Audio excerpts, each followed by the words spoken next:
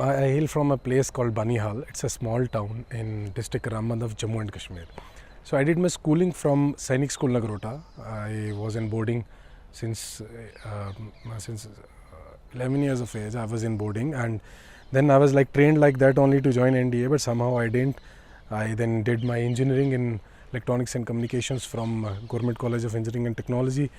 Then after engineering, I worked with Nokia Siemens Networks for some time, and then I had my own firm, construction firm. Then I somehow got interested in civil services, as my mother wanted me to do so.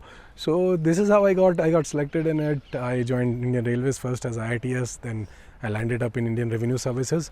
And about this climate change thing that you asked, that whether I was like interested in it since my childhood, no, not at all. I didn't have an iota of idea about this climate change, global warming thing. It's only when I started preparing for civil services, when I was like, after way too 2-3 years after my graduation, that I got to know about global warming, climate change thing. Then we knew about those tsunami, etc. But I hardly cared about it because, being from engineering background, I had no idea about these environmental sciences and all.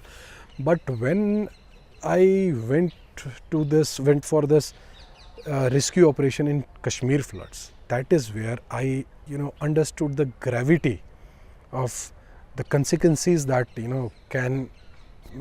can have because of these types of deluges, and which in turn either directly or indirectly are related to global warming only, because there's unprecedented rainfall, these flash floods, and then those cutting of trees which lead to siltation of river, then which reduces the holding capacity of a river, and ultimately those levees and those embankments, they get breached, and water just pours into the city. And if you talk about Srinagar city, it's a saucer-shaped valley, saucer-shaped city. So once the water pours into it, so there's hardly any outlet for it except the Jhelum river, that single gorge.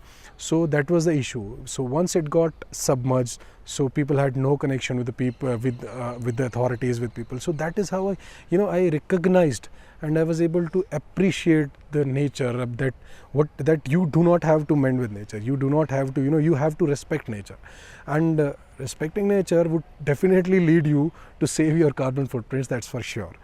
So that's how I got interested in it, and I'm no expert in it, to be very honest and to be very frank. It's just I am passionate about it, passionate about reducing our carbon footprint in whatsoever little way possible within our ambit we can.